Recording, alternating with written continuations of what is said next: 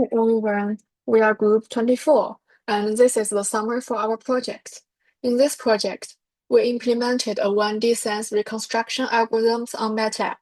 We also implemented a simple grappa reconstruction algorithm with least square widths.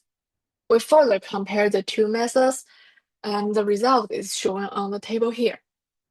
We further tested the influence of undersampling based on our implementation of the reconstruction algorithms with MATLAB. Here are our findings. First, sense is more robust to the increase of the acceleration factor R. Second, grappa captures more information in low number of coils. Lastly, Gaussian coil profile has better performance while sigmoid is more robust. And our implementation result is shown on the picture here. Hi everyone, this is Team 24.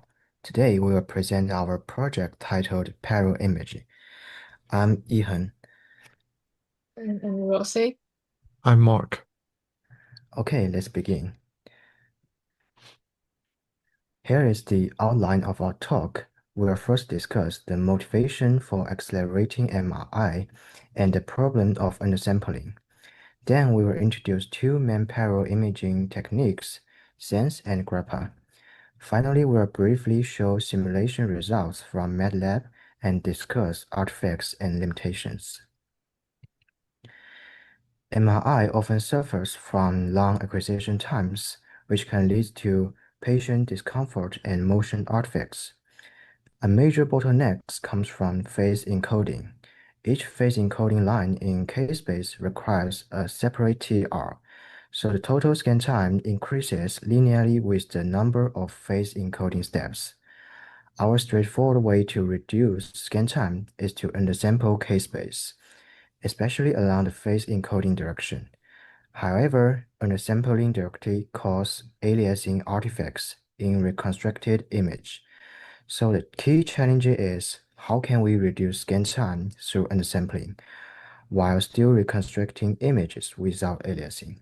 So the solution is absolutely the parallel imaging. And this slide illustrates the fundamental problems caused by undersampling. On the left, we show an undersampling pattern with acceleration factor R equals to 2, where only every other phase encoding line is acquired. This reduces scan time by half, but violates the Nyquist sampling condition. As a result, as shown in the middle image, undersampling produces aliasing, where structures from different spatial locations fall onto each other along the phase encoding direction. Parallel imaging addresses this problem by using multiple receiver coils with different spatial sensitivity profiles. On the right, we show the two major approaches. SENSE resolves aliasing by directly unfolding the aliased image in the image domain, use coil sensitivity maps. grappa, in contrast, works in the K-space domain by interpolating the missing K-space lines before image reconstruction. Both methods enable accelerated MRI by compensating for undersampling-induced aliasing. Building on the previous slides, this figure compares how SENSE and grappa work in practice. On the left is SENSE, an image domain reconstruction method. After undersampling, each coil image already contains aliased signals. Using coil sensitivity map, SENSE directly solves a system of equations to separate overlapping pixels. On the right is grappa, which operates in the K-space domain. Instead of unfolding aliased images, grappa first reconstructs the missing K-space line and using neighboring acquired data from multiple coils. After that, a Fourier transform and coil combination produce the final image. So in summary, SENSE removes aliasing after Fourier transformation, while grappa avoids aliasing by completing K-space before reconstruction.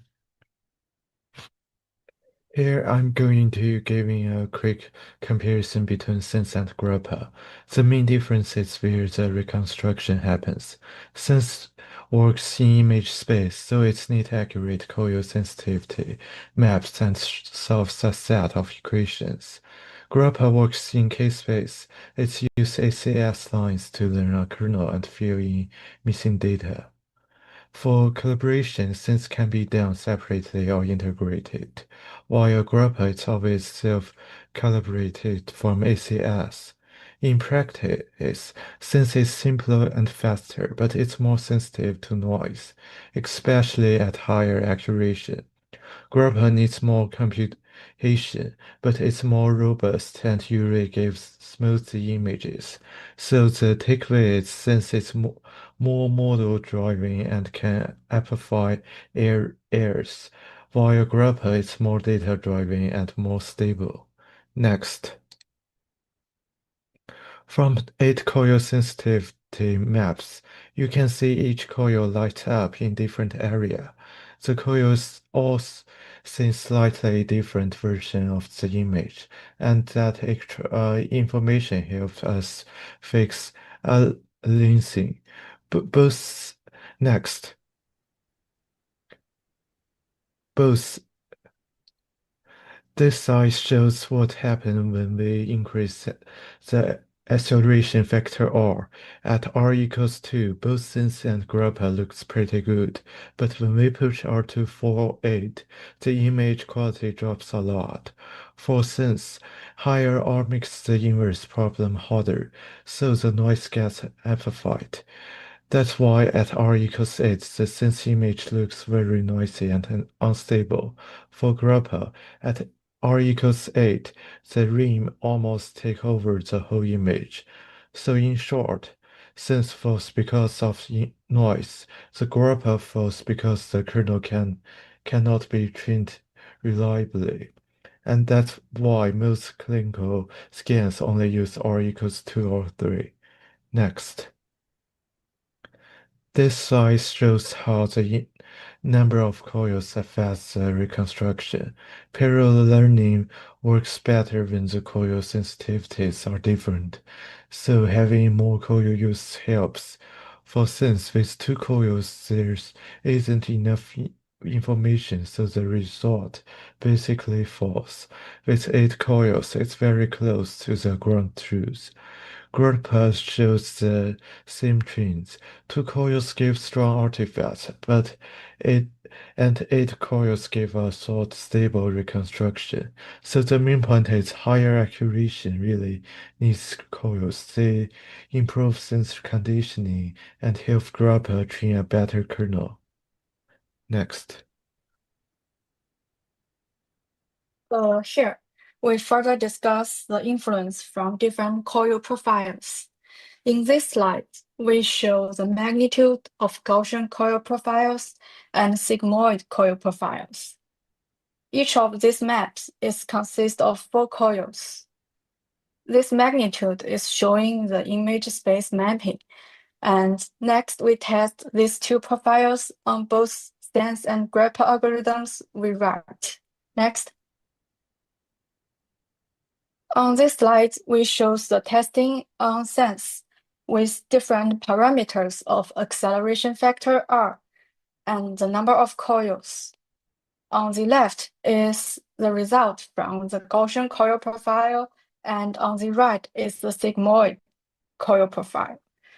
Though the difference between image quality is not obvious from these results, we can observe that the sigmoid profile is still robust under high acceleration factor R and lower number of coils.